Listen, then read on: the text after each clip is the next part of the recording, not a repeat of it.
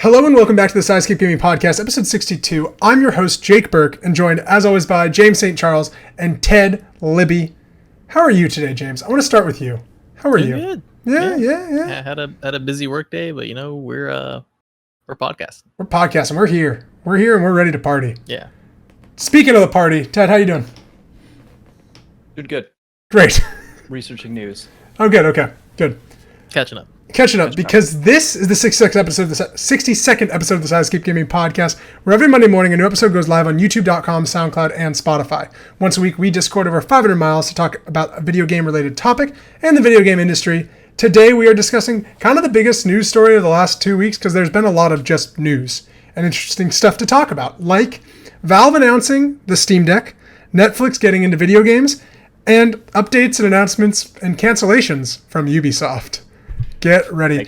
James, I'm gonna do a fun game. Where do you want to start? We got 3 topics in this. Where do you want to start? The Steam Deck. Let's talk about the Steam Deck. Not the Steam... Steam Deck in Australia. That's a different product that that's Amazon's providing. Or the Steam Dock, which is very similar in name. July 16th, Valve announced the Steam Deck, a brand new PC handheld gaming device with the slogan, "Your Steam library everywhere." Clever. Demoers tested its capabilities. Most tried more than half a dozen games, some third-person, including Death Stranding and Star Wars, and some first-person, including Doom Eternal and Portal 2, and an isometric such as Stardew Valley, and Hades. These all ran with no issues, or without little issues, and at their default graphics settings at the native 720p. I figured we'd go through kind of everything, and then we'll talk big picture if that works for you guys. Steam partnered... actually getting rid of big picture. Oh, it is. Yeah. It's going small picture. Yeah. 7-inch screen. A 7-inch touchscreen, James, with 2 joysticks, trackpads on each side, gyro aiming while touching the trackpads, and a 2 to 8 hour battery life depending on the game you're playing. So Jedi Fallen Order battery life will be 2 hours. 2 hours. Yeah. It's like the Switch. The Switch is a very similar battery life. The old Switch. I was like, really? Steam partnered with AMD to create the Steam Deck's custom APU, optimized for handheld gaming. It's a Zen 2 plus RDNA 2 powerhouse. You can tell I know exactly what those are. Yeah. You can also install and use PC software, of course, browse the web, watch streaming video, do normal productivity stuff, install some other game stores, whatever. You could probably watch naughty videos on it, guys. That's exciting. Deck can also be plugged into your TV monitor. While docked, the Steam Deck's USB-C can carry video, audio, input, etc. Just plug in your peripherals or use the official dock and you're ready to go. The Steam Deck comes in 3 different models, all which have the same custom AMD APU, meaning there is not a difference in power between them. However, they do differ primarily in their storage capacity. $399 for a 64GB SSD, $259 for a 256GB NVMe SSD, $649 for a 512GB NVMe SSD. It's a lot of letters to read. And it also has anti-glare etched glass screen treatment. All 3 versions have a microSD slot to expand the storage, and they start shipping December 2021. Okay, that's the big Steam Deck stuff. We've all talked very briefly about this, but I want to go with who wants to start? Ted, you got thoughts on this? You have thoughts, Ted? No, James, start. Okay. Oh, yeah. Wow. My first thought is I pre-ordered like how we all stopped. Well, yeah, I pre-ordered the 256GB version. James, put my $5 down. What do we say about pre-ordering? What do we even say about pre-ordering? Total Biscuit is rolling around in his grave right now. Good for it's you, only James. $5. I could cancel it when they. It's just like the Index. Like you could, order it, like put down like a pre-order, and then once it comes time, like, hey, it's ready for you. You have to confirm it. And if you don't confirm it, then they're like, oh, someone else gets it. So when does yours come? Because it's not going to come in Quarter December. 1, 2022. Okay. Wow, that's very exciting. So what made you pre-order this? That I was able to for $5. Okay. All right. Just great commentary. The first, so reading Gabe Newell is crazy. Yeah, Valve's CEO.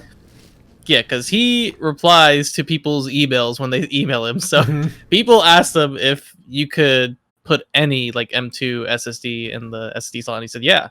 I was like, okay, immediately I'm going to buy, because then I'll just get a $60, $70, 500 gig, or even or 1 terabyte if they're out by then. And put that in there, upgrade it right away. And then the other thing was reading the PC Gamer, maybe IGN. IGN had a huge blowout on it, but I think PC someone, did. whoever, like did too. some Valve dev was talking about how whoever was playing it, they were only playing through the SD card and everything ran fine. That gave me like a little big hope. It's like, okay, even if I don't have room on this the SSD, you can still run basically like an old hard disk drive through the SD card. So stuff like that. And then Valve hardware is great in the sense that the index, like kind of like how they done like in terms of like Pinnacle for VR is great, and their support may not be as great, but I think with this product they're gonna put their all into it in terms of like getting it in people's hands. I'm really interested in the pre-order numbers because this could do really well in terms of how many people pre-order. Whether or not people will buy, like when it comes down to it, maybe something will happen. But they're addressing issues that, like whenever not something asks someone, they answer. That's what I like Joy-Con drift. They're addressing that. They're gonna try and mitigate that, which I don't think anyone can at this point.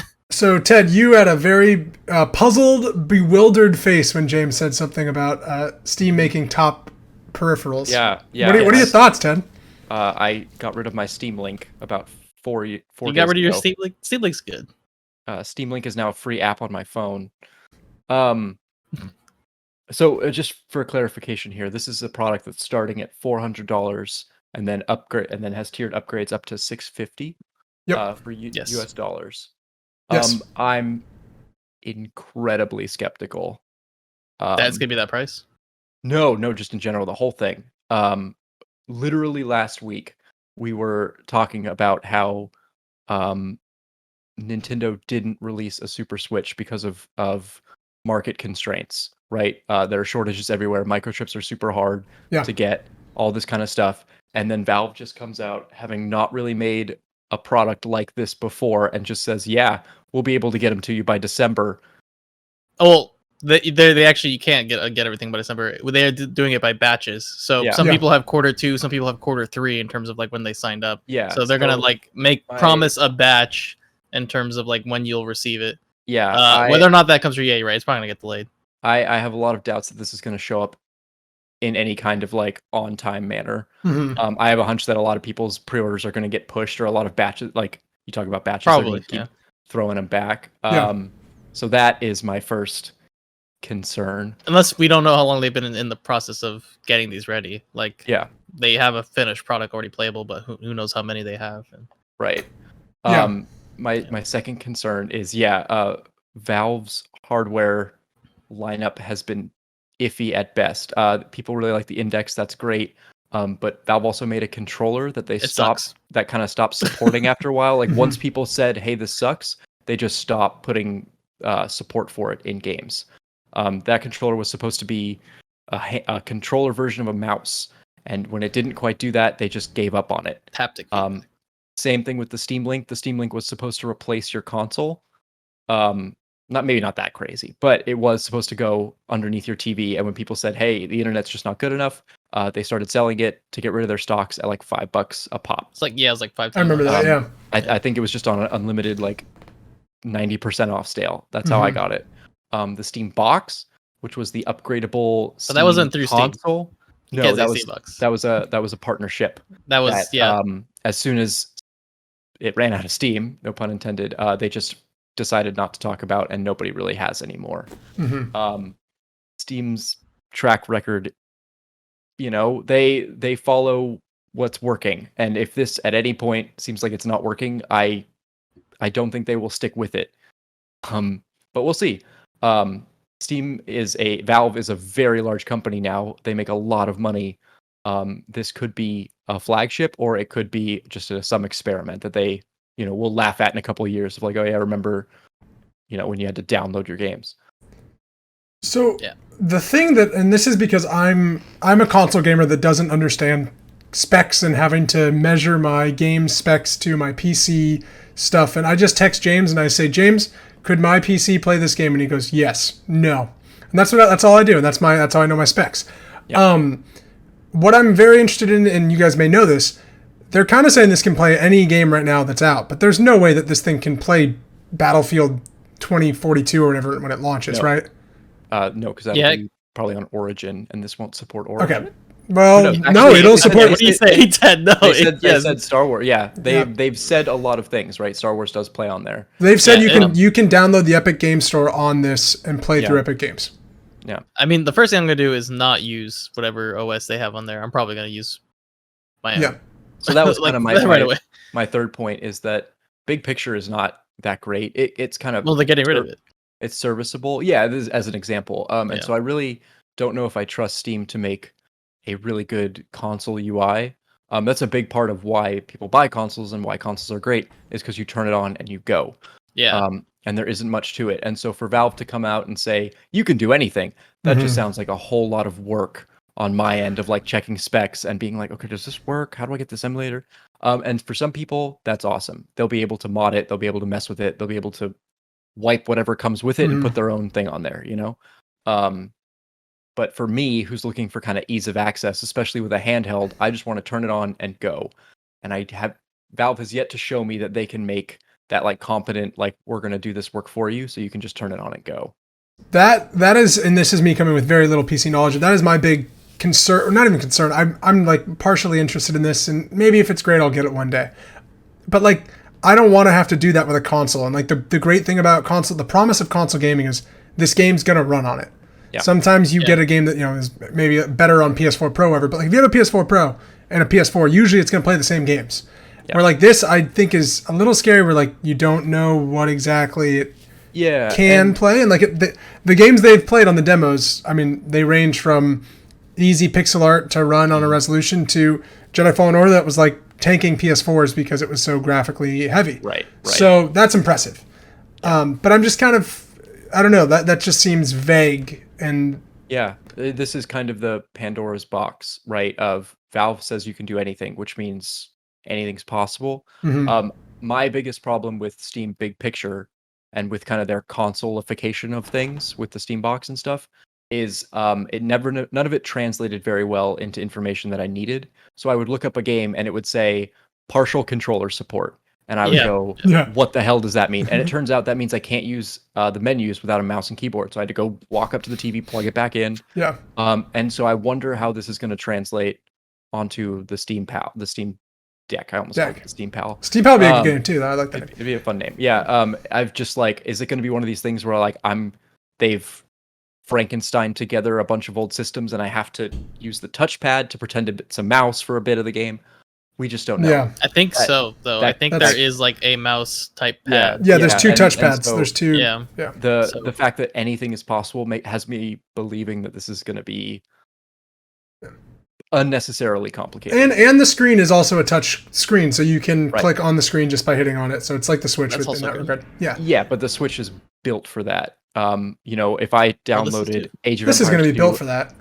If I games won't be. Right, the games won't be. Yeah. So if I downloaded Age of Empires 2 HD from my Steam library, it'll probably download. They'll probably let me do it. And then how does it actually work? Because I can get as far as probably playing the game before it goes, wait, this actually doesn't. I'm using a touchpad mouse. Yeah. The trackpad, but then the touchscreen doesn't work, and it has partial controller support. What does that mean?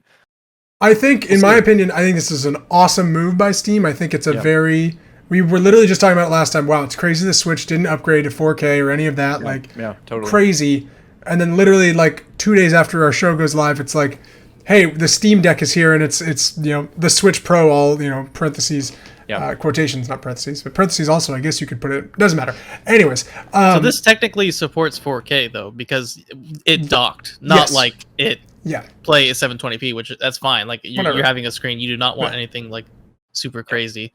But it docked technically like it's a computer when it's docked. Yeah. But to argue against like ease of access, I don't think this is really for like a kid just like, oh, let's play, like I want a console, I'm gonna play this and I'm gonna play any game I want. I think this is more for like the gamers who want like a proper emulator. Like this is gonna be the thing that you can like play anything on, like kind of thing. Like any emulations, game software. Like that's to me what this is for. Yeah, sure, you're gonna play your Steam library games, but I don't think I'm gonna be playing my AAAs on this thing. I want to play it on my actual like PC. Like I'm not trying to play Battlefield with this. Right. Well, might be a little. What you're this not is trying to play multiplayer. You're not trying to play AAA. No, I want to play my indie games. I want to play like stuff that it's just like, yeah, this would be great to be able to like Hades, like something like I could just have. And I'm that. The other concern was like with Ted was like, yeah, are they going to be delays? I would think so. Like, it's just crazy that they would like meet their deadlines because I believe Index was also delayed for some time. So there's gonna be delays. Yeah, Index I believe is still having shortages. You can't just buy one from Steam right now. Oh, I mean, Index is always having shortages because they sell out like that, so they just never have enough. So the idea that they're saying we have another product that millions of people might want, it's just like, really, guys? I think they do. I really want to see what the pre. If you could like $5 pre-order, I want to see how many people pre-ordered it. I'll look it up while we're talking. Yeah, can I? So, is this new? This paying $5 to pre-order something? That's very new. Yeah, does that take $5 off your total bill, or do you have to pay $5 extra? You will not pay $5. You will not pay. I don't know if I got charged $5. I gotta look. Yeah. Or if it's like it takes it off when you pay for it. I would feel a lot more confident if Steam came out with like a Steam premium collection or like a service that's like, hey, we're coming out with these games are Steam approved or whatever, Gabe Newell approved. They will work perfectly as intended on the Steam Deck, and then I could just play from that list. Because as I've grown older, that ease of access of a console has definitely become more and more intriguing. I think Jake has the numbers. Yeah, so we're getting a lot of different numbers, but not like at different times. Pre-orders for within the first 90 minutes, they pre-ordered over 110,000 of them. Yeah. Online, and then it looks like we've got. I mean, it's large. Now, of course, that didn't go right to the article I wanted. The 512 model alone accounted for 71,000 pre-orders already. Wow, that's good money. Yeah. I think so. This is nowhere gonna do anywhere like what the Switch is like in terms of numbers, but I think it'll do well for Steam numbers, like in terms of I think what they want to sell, what they want to buy. It'll probably do pretty well. I mean, we're running into an era where people can't play games in a modern context because of PC part shortages. Mm-hmm. Yeah. So if they pull it off, and if you can get this more reliably than a graphics card, then it might be a good option for somebody. I have roommates their computers are about to fall off that cliff of like shit's just not going to work anymore. So this might be a good option for them once again if they can deliver. So this technically could be like a $400 PC. Yeah. That you can just dock and leave it docked and play. Which to me, I think for most people, if that can play like any game like Warzone or Roulette, I know our friend Gunnar always talks about like people needing these like computers to play Fortnite, Warzone, like all these different types of games, and he tries to build a budget PC, but like sometimes you're nowhere near is he hitting 400 price point all the time. Also, like just kind of a hypothetical question, like how would you play Warzone on this? It docks. You hook up to a monitor, and it definitely. No, yeah. I mean, you could play it however, but like, would you download the BattleNet app? Yeah. Would that be an approved thing? Because that's something that Activision now has to do. It sounds like this runs like a desktop, and where you can download things to it runs BattleNet app only works on Windows. It doesn't work on Linux-based, and SteamOS has been. It's Proton, and Proton uses like Windows. Like it'll work on Windows based. Yeah, and so that's how you go. Frankensteining a BattleNet on there, and then from there Frankensteining a Warzone. If Epic Games Store is compatible, I guarantee the BattleNet launcher will work. I'm very curious because once again, Warzone is a very competitive game. I would not want the Frankenstein edition in any sense of the word. You know what I mean? It's like if you played it on Switch.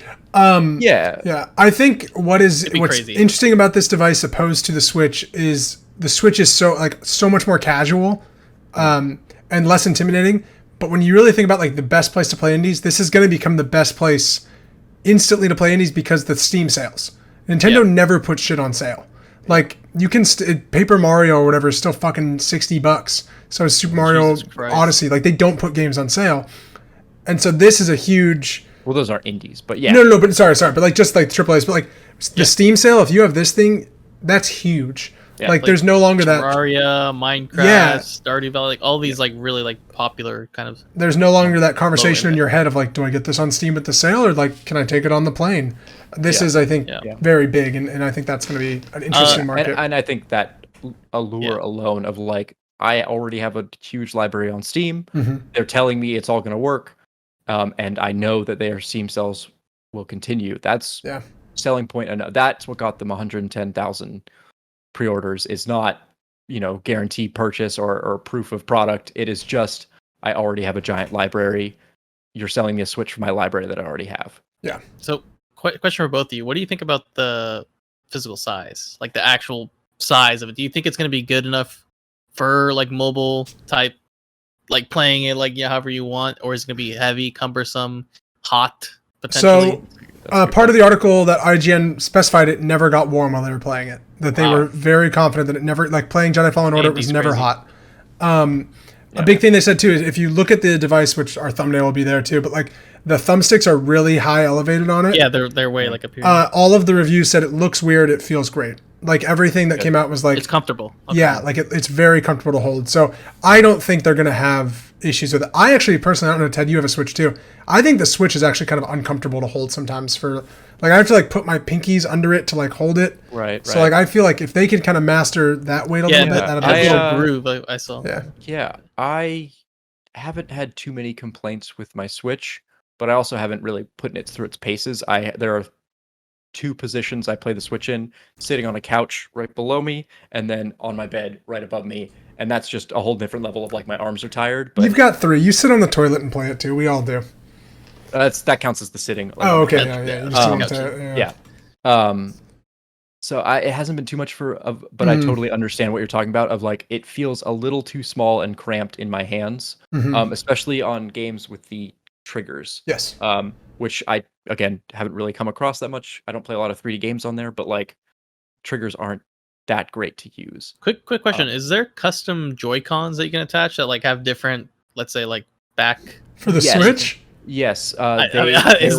There was a like mods Japanese mech game that came out that had a more robust really Joy-Con. Yeah, I don't remember what it's called. Oh, was it that Damon Machina game or whatever? Yeah, I was gonna say it might be like Deus Machina has like a Damon Machina or whatever it's called. Yeah.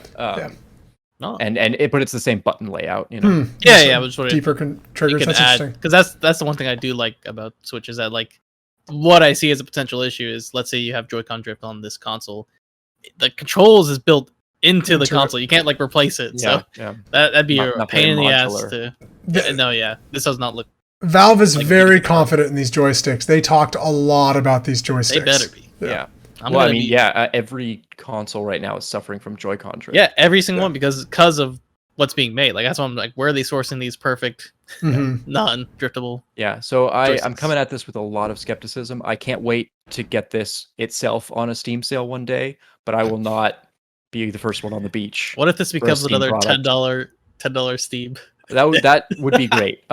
Because that is the price I would pay for a Game Boy Advance emulator for sure. Those are free though. That's it. If James tells me in like a year and a half this is the device to get, and I can play Zelda Ocarina of Time on it, I'll do it in a heartbeat. Yeah, no, I know. I don't want to. Not yet. Is that because he'll be getting his? I'm gonna. Once I get my copy, I'm gonna download an emulator, download Ocarina of Time, and show it to you. Thank you. And let you play it. Thank you. I'm gonna come up. I'm gonna be that friend. Thank you. Yeah. That's all I need. Beat that game in like 12 hours. Yeah. All right. Any final thoughts on the Steam Deck? No. Excited. Pre-ordered. I'm very curious. I think it's a great move. It's a great move. I'm very curious. Yeah. I think it's a great like move. it. Yeah. I kind of like my Switch. I don't know. Seeing all of this stuff, all of this, like, we're for gamers. I was like, yeah, I like Mario. He's fun. He's an Italian plumber. He fights a dinosaur. I'm not at all regretting my decision to buy a Switch. Let's put it that way. Because you know what we have that they don't have? Breath of the fucking Wild. Next question. We may have it. They can emulate it. Yeah, we may have that. Yeah. I don't want to hear about it. Frankenstein together, but not in a healthy or legal sense. They do have it. Okay, I'm going to move on to our next topic, and I don't think this will be nearly as long. Netflix is venturing into video games. we all kind of sparked off on in our Discord chat, and I think we should. So I've pulled a piece from an article from IGN. Netflix will focus on mobile games first, won't charge an additional fee for games, by Matt T. M. Kim. But there's a lot more in this article than just. It's not very long. Yeah, they've hired higher up executives to be in charge of video games. In a letter to shareholders ahead of its quarterly financial earnings, Netflix dedicated a section to speak about more about its new venture into gaming. Last week, Netflix confirmed that it hired veteran video game executive Mike Verdu to become the new vice president of game development at Netflix. According to Netflix, the streaming company says it views gaming as another new content category for us, similar to our expansion into original films, animation, and unscripted TV. Netflix also added that when games do launch on the platform, it will be included in members' Netflix subscription at no additional cost, similar to films and series. Initially, we will be primarily focused on games for mobile devices, Netflix writes. Since we are nearly a decade into our push into original programming, we still think we think this is the right time to learn more about how our members value games. Okay, so that's part one. I'm going to go into part two, and then we'll all break it down. Sony involvement? Reported by VGC, data miner Steve Moser, maybe, whatever, appears to have uncovered PlayStation brand imagery and content in the Netflix app code. Moser shared that the new information via a tweet included images of both Ghost of Tsushima box art and some PS5 controllers. So that is gonna be insane. That's weird. I don't know if I believe that, especially after the shareholders thing is like, we're gonna start with mobile games, and they're also like, Ghost of Tsushima. Seems very weird. I would bet that I would bet a Ghost of Tsushima show is coming out before a game. Totally. See, that's I believe like some sort of show of PlayStation IP, which Last of Us is, but that's HBO Max, so you can't expect that. But if there's some Sony partnership, great. Like they literally nailed it on the head what they should have done right away. Like that's what you do. And Sony has already an active partnership with Netflix for now. All of its movies will go to Netflix after theaters. Cool. So that is they have like an actual initial partnership for movies. So there could be a game partnership here. But if you said they're going to start with mobile games, well, they have to. But how else would you? Why? So let's say you're a mobile gamer, you're gonna play your game from the App Store, is there some paid game that you're gonna go launch Netflix through and then download it would be a Netflix exclusive game. Yeah. That's and this is kind of what I first thought about when we're talking about mobile games. This would be a game that is not available on the App Store. Got it. So it's through and Netflix. I don't know how Apple feels about that. Yeah, I was like, how are they going to get through Apple? But, they are currently in court about that. So gonna be... so I think that's why you see this move being made, is because now we're starting to question the monopoly of the App Store, and if Netflix can have exclusive items on its app as its own. They're probably banking on Apple losing then, if that's the case. Yeah, they would have to, because otherwise Apple would say this is a game, this is a different product. You need to put it on the App Store as a different product. Could you imagine if Apple had to remove Netflix off of all of its devices too? That'd be amazing. No way. Yeah, I'm ready for these wars. I don't, in my opinion, think this is a massive news story that it's being brought up to be until it becomes bigger and more real, only because of Google Stadia. And Google Stadia was this big news cycle of like, holy shit, Google's going to change the fucking game. True. And then it came out and it was like we've talked about, like we have Rise of the Tomb Raider on here, and like we've got Destiny 2, and it's like, until there's content that I never bought into it. No. We never. I know, you never did. I was very optimistic about it, and then of course it just got shoveled aside. I never even bought it, so that shows you how good of it. They made me less excited about it the more they talked about Google Stadia. Exactly, that's what always happens. That's why I fear about with a lot of things. Yeah, I think it's very cool. Once again, it's a new outlet for people to play games, and it shows that more people are paying attention to this idea that we're just going to stream video games to you. Yes. An article I read, which was not listed here, but that's okay, said that what was it? Black Mirror Bandersnatch, the interactive movie, did gangbusters for them, and so the idea that they could just make they could put those interactive movies, which they kind of experimented with. Movie games. They're not good. Yeah. Could show up on here as well. It's kind of like choose your own adventure movies, which could be a whole new category. I'm really excited because this could be a place for mobile games to shine. Yeah. There are a lot of great mobile games out on the App Store that will never see the light of day because there's a billion shitty ones. And so it might be a situation where, like, game X comes out on Netflix and is promoted by Netflix, and it's the one thing, and then it gets that attention it deserves, and we get some validation for mobile games, which could be really cool. That's what Apple Arcade's been doing that for certain games. They've gotten a lot more press than exactly. Than they would have, so. I think this is going to be a competitor to Apple Arcade. I think so too. Which is really funny considering this will be played on Apple phones. I know. Yeah. So I'm excited for it. I really hope, and I know this is stupid, I really hope they lean into like their own properties as games. I really want to see the Netflix MOBA. Oh, I'm in. I'm just saying. I want to play Mr. Peanut Butter top lane and fight Geralt. Can you imagine all their IP that they could just put in? Yeah, I would love it. My roommate said that, and I was like, I'm in. That's ridiculous. That's amazing. Did you guys see this? This is not about Netflix at all, but did you see that Nickelodeon is putting out a Super Smash Bros. Clone? Yeah, and it from what I hear, it like works exactly like it. Yeah, so. It's like literally Super Smash Bros. Yeah. Bizarre. I'll play it. Yeah, I'm interested. I'll play it with you. Yeah. I don't have any really big thoughts on this. Do you guys have any more kind of? I'm more looking forward to it. Very curious about this simply because the Apple monopoly might be shifting, and more places might become platforms. Right, everything needs to be a platform as opposed to just a content delivery service, and I think that's really cool. There might be an era where you and I all have our Xboxes and our PlayStation, but all of the kids are playing Netflix. Yeah, and you're just like, what? What do you mean? I'm on Netflix. Like, yeah, exactly. And kind of more questions along those lines of like, does Fortnite become available through the Netflix app? That'd or something crazy like that. That'd be crazy. Yeah. Who knows? Yeah, that'll be interesting when they build this up. I mean, I think it's more just interesting for what it means for game streaming. We're obviously getting to a point where like that's. Obviously, we need to get to a point where they announce products. We're not there yet. They just said, "Oh yeah, we want to do that," and okay. I want to do that too, but my app's not really taking off. You should get on that, then. Come on. Yeah. Fuck.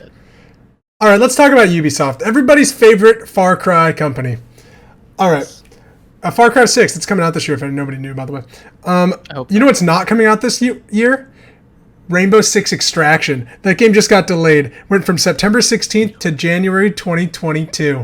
Hold on, Jake. Let me stop you right there. You mean the game they talked about for 20 minutes is not coming out this year? Yeah. And that they showed so much gameplay of? Yeah, remember when they announced this game and it had a different name called Quarantine, and then we all went into quarantine and they're like, shit, we got to really change this name up. Yep. Yeah, it got delayed. Wow. I bet they saw 2 presentations after their own of 4-player co-op games and went, maybe not right now. Maybe not. Yep. I think so too. Back 4 Blood, I think, scared the fuck out of them, and then Redfall also coming out. Yeah. I also think I was telling James this. I think we were just talking in general, but like, there's a big thing where people talk about video games finding the fun, and that a lot of games are like built up, and then they can't find like what makes this game fun. I can imagine this game struggles to find that nice fun loop. That it's like game feel, Yeah. Why do you keep playing moment to moment? Yeah, like it's almost too strategic, and you're fighting in NPCs, so it's not as fun. Like I can feel like there might be a problem. Like this game's not going to appeal to a mass audience. How do we make it? That game's going to look very different, I think, in a few months. I hope not. Yeah. Sorry, when was it delayed to? January 2022. Not even a specific day in January. So that's interesting. Yeah. Another game that was delayed, it was Riders Republic, delayed from September 2nd to October 28th. To when? Sorry. Riders Republic? No, to when? Oh, October 28th. So a month and a half back. Ooh, yeah, that's a marketing. Ubisoft games need to get ahead of everything else, not in it. Riders Republic will not compete with Battlefield. And they can ride in. I like the slogan, our answer to the battlefield. And there's guys on bikes.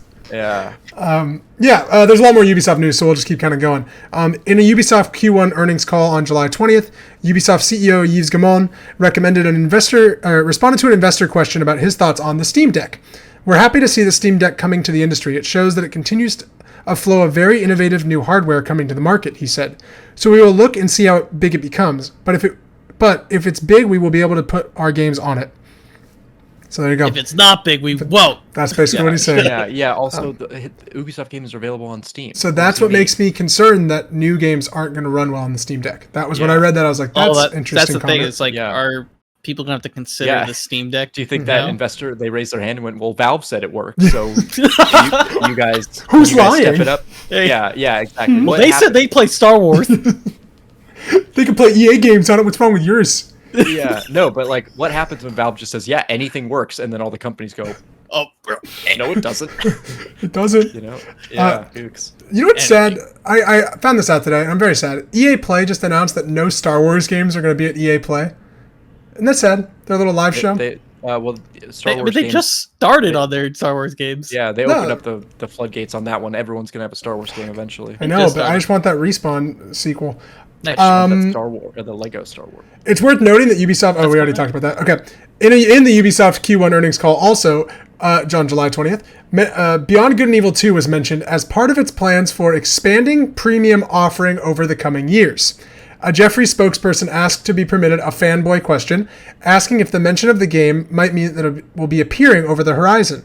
And then the CFO said, "That's a good try, Ken." Frederick Dugat said, "We've progressed well with Beyond Good and Evil 2, but it's too early to tell at this stage. I would just like to remind everybody that game was announced 4 years ago." Jesus Christ. I'm going to just Too early. disregard the whole thing about a fanboy question. Cause Yeah, can I have a fanboy question, please? that's a whole nother level of dystopia that I don't want to get into. At a conference call. Do you care about Beyond Good and Evil 2? People do though. Does anyone... Do they? I don't know a single person who's actually played Beyond Good and Evil 1. I don't know how to play it. Is that a PS2 game? I don't know. It's a PS3 game. It's got a monkey in it. Are they remaking it? No. So Ted, this is the thing. Here's the thing about Beyond Good and Evil 2. I got thoughts. I don't think anybody actually likes this game. I think people just say they want it, like that fucking Mirror's Edge sequel that everybody was like, we want Mirror's Edge, and then nobody bought the Mirror's Edge sequel because nobody fucking gives a shit about Mirror's Edge. Yeah. That's what this game is. There's a lot of developers who have feelings about that. I didn't know this, but I was reading about it. EA really feels burned by that. Like, they don't listen to fans now because of that game. It's a miracle this next skate's coming out. No, they had to redo a whole bunch of their whole community guidelines because they listened to fans and fans did not buy it. They shut down that studio. Yeah. That made Mirror's Edge. They like, oh yeah. So I just thought that was just interesting that game is still like, yeah, it's gonna come soon. Ubisoft has announced that its Tom Clancy mashup mobile game Elite Squad is shutting down on this October 4th. Tom Clancy's Elite Squad was released in August 2020 after being announced back in E3 2019. The crossover game includes characters from Splinter Cell, Rainbow Six, Ghost Recon, and The Division, and had gameplay based on the idea of putting a squad together for a super team of operatives. So they're just already shutting down that mobile game. Oh, do you guys remember that controversy? Yeah, because it started where it looked like it was a Splinter Cell game, and then they fucking... No, they used the Black Lives Matter Black Hand as really? the symbol for their terrorist group. And then when people called them out on it the summer of 2020, they stood up to it and they were like, "No, this is our terrorists. They're called the Black Hand or whatever." And it was bad. It was really bad. They fumbled like the tone of the conversation, and when they weren't just like, "Oh yeah, we'll change that immediately." They were like, "No, this is what we made. This is our artistic vision of what terrorists look like." And it's literally the exact same symbol. It was really bad. Stop while you're ahead, Ubisoft. Yeah, it was pretty bad. Also, the game didn't look that good. No, I don't think it was good. But don't worry, Ted, because they got you again. Ubisoft announces X Defiant, a free-to-play multiplayer shooter for PC and console that includes factions from Splinter Cell, The Division, and Ghost Recon. Nice. So they're just bringing it in a different kind of game. So there you go. Nice. Anybody give a shit about X Defiant? Is that a 6v6 game? I think it was 6v6. Yeah, I think it's trying to compete with Valorant and shit. Jesus. That sounds really stupid on a whole bunch of levels. Yeah. I don't really a lot of customized options and stuff. Okay. Do we care much more about Ubisoft? I just thought there were interesting things that came out of it. I think this is a really good sign that Splinter Cell, The Division, and Ghost Recon aren't getting games coming out soon. If they're just throwing those properties into free-to-play mashups. I just want a Splinter Cell, Ted. Yeah. Jake, I only care about Ubisoft once a year when they give a presentation at E3. And then you're let down. And then I never care again. I like looking at the new setting for Assassin's Creed. Yeah. You ready for that Assassin's Creed Infinity? They're going to make an even bigger Assassin's Creed that never ends. Get ready. Okay. The map is a sphere. So you just keep going and then you come out the other side. Yeah, but it's a really small sphere. Yeah, but it's not political, guys. It's not political. Infinisphere. Infinisphere. All right, let's do before we go. I want to hear your one thing that's you're really into right now. And James and I are going to be talking about the same thing. So Ted, I want you to what's your before your go thing? What do you got for me? I got nothing, man. It's been a busy week. You're fucking terrible. I know. I got a boxes full of What do you records got? back there. They look like I guess I do have one comic thing. boxes. I know, but they're record boxes. I'm in the process of selling off a whole bunch of video game paraphernalia. Ooh. Yeah. And James, I was texting Jake about this earlier this morning because I've been chatting with local used game retro store people, and just kind of. Just a new dimple, right? Didn't the? Yeah, it's not good. No. I went there and like the guy looked at my stuff and he was like, maybe like $20. And then I went to an actual game store and they were like, yeah, man, like I'll give you $75 for this right now. Nice. Anyway, Guitar Hero apparently is very hot. Oh, it's very hot. Oh yeah, because you can't buy those guitars anymore. Yeah, those are very rare. So I got rid of 2 PlayStation 2 Guitar Hero guitars. Oh, PlayStation 2. I don't care. Yeah, for like fuck those. $75. But yeah, I've been chatting with him and slowly kind of getting rid of my stuff, which has been very fun and a little bit sad. Yeah. But yeah. Nice. Like used game stuff right now is kind of in a weird place.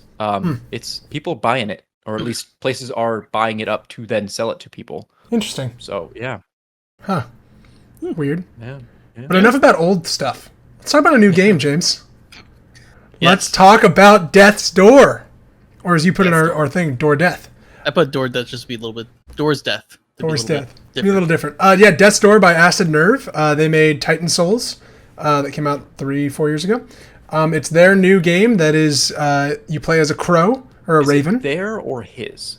Titan Souls, I believe, is one. It's two. No, Titan Souls was 2 people. It's the same two people developing it. Right. Okay. So it's just a group of 2. Yes, it's a group of 2, and they made this game as well. Death's Door. It is a Zelda, like old school top-down Zelda-like, with a little bit of Dark Souls, Zelda like Dark Souls light elements, but yeah. I mean, but it's super Titan light. Souls. It's really not even much like It's not even Dark close. Souls. Yeah, I would say it's like it's easy. It's way easier, but it's more Zelda like is like probably like a twin charter, but that's exactly on the point. It's a Zelda like. Yeah, and you are collecting souls. So basically, the story is you are a raven that collects souls of like the undying, and you kill them to like basically send them to the great beyond. And you go to collect your soul one day, and then it's stolen. And now you're on a caper to go find your soul before you die, because if you don't have your soul that you're supposed to reap, you start to age and die. And that's like the nugget of the story. And I think it's really great, James. I know you haven't played as much as I have. I've played about 2.5 hours. You've played how much? 30 minutes probably. Okay. Yeah, what do you think so far in your 30 minutes? Then I can kind of jump off from there. I like how it immediately kind of starts. Like I really didn't like waste any time. Like boom, it got me in. Yep. It tells you what you need to do. And it's like, all right, go ahead, go. And then your first kind of like entry through the door into whatever world or realm you go to. It kind of like starts over. It's like, here's the controls. Here's your first fight. Here's your first boss. And it's like you get into it, and it's like, oh, okay, I'm quickly understanding like how this works and how you get your arrows back, which I love the arrows. It's fun. It's giving me like Hades types vibes with that. Like a little bit, yeah. The combat's pretty good, and then after you beat them, you kind of go to another, like, I guess you can go back, but you go to like another overworld. And they also explain the souls. Like, it's like, hey, you can use these souls to like upgrade yourself. And you can upgrade your character with different abilities. And I like looked through them all. It's like, great. Like you can play different styles. Like you want to play ranged, or you want to play like dodge speed, heavy movement. Yeah. That's, to me, is like, okay, this game has a lot of potential. Yeah. And then when I was playing more like through like fighting the little random enemies, like not like bosses, but like they have different mechanics, like, so it makes them a little bit tough. And you run into, so far the most interesting character is that guy in the grave. Yes, that you can't kill. He's like, oh, you're here to reap my soul. Yeah, there's like a guy like really wants you to kill him off. He's like if come back when you're a little stronger to kill me, please. But he's teaching you how to play the game as you do. He's like, hey, can you swing a little harder? And it's like, okay, oh, I didn't even realize I had a middle mouse type, but like it's like controls like I didn't realize I had, or I'm playing on mouse keyboard, so it's a little. Oh wow. But is that hard to play on mouse and keyboard? It's easier to aim, but I'd say hard. Like sometimes you lose track of like where you're, but it's not too hard. I imagine. Yeah, I'm about 2.5 hours in, so I've beaten. There's I think 3 main bosses. That's kind of what the game is set up. I've beaten one of them. It's really great. It is totally scratching that like kind of 2D Zelda itch that I've been wanting from a smaller game. Very fun game. Very like interesting art style. I think the art style is like really cool. It's like almost like claymation-esque, almost like a not claymation, but I don't know, like harsh textures that aren't like very pixelated or anything, or like the like lack of detail is almost very interesting. Yeah. Like a Dark noir, cel-shaded. like noir-esque too, like a little bit with, like how the shadows look, and stuff, and the shit, crows, and like James is saying, the combat I think is a really fun hack and slash style Zelda combat that adds like a great dodge in there that gets you in and out. And sorry, my cat keeps making a ton of noise on my end. Yeah, I just think it's a really, really interesting game. The puzzles so far have been really fun. Very much Zelda puzzles. It is a love letter to original 2D Zelda games, by far. The Dark Souls-y stuff I think is, I don't know, it's a little weird. I would say it's like my one thing is like you don't get a lot of souls for killing like standard cheap units. mobs, yeah, like cheap mobs. You only get stuff for like finding these orbs around or killing bosses. Which is fine, but it like feels a little weird when it's like I get 1 soul per mob, and it's like, well, that's okay, whatever. When you die though, have you died, James? Yeah, I died the first time, like with that voice, because I didn't realize like, oh, that was like hurting me, and I was like, oh shit, wait, how do I? You have very limited health. So you only have like 4 hits, and then you die. But when you die, Ted, the words "death" hit your screen. It's like death. You're like, oh, okay, I guess I did die. Then you just jump right back in it. It's like not like the death is super. It kind of reminds me of like Dark Souls death, which again. And you just spawn back at your most recent door. The door checkpoint system is awesome. So you have like a central hub world, Ted, and then you're finding doors around the world, and you can travel back to the hub world and go to your door, and you find one every like 20, 30 minutes. It's really cool. I really recommend it. It's like $20 on Steam and Xbox, so it's a great game. Wouldn't be surprised it is going to come to other stuff. This is a great Switch game, a great Steam Deck game, as they're going to say one day. It'd definitely be an amazing Steam Deck game, and the music's great, atmosphere is great. We drop Steam and just call it a deck. I'm way more into deck. that. My deck game, you know. Yeah, deck game. There you go. But you know what else is a lot of deck games, like card games, like Yu-Gi-Oh. They have decks. Builders. This is gonna be like my battle disc. My battle disc. It's time to duel. I really recommend it. I think it's a great game. I'm very excited to play a ton more. Are you gonna finish it, James? I'm definitely gonna finish it. Yeah. Okay, cool. I'm glad you're into it. Nice. Yeah. All right. Well, hey, ladies and gentlemen, boys and girls, people watching, thank you so much for watching the 60-second episode of the Side Escape Gaming Podcast. That's Ted. That's James. I'm Jake, and we will see you next week.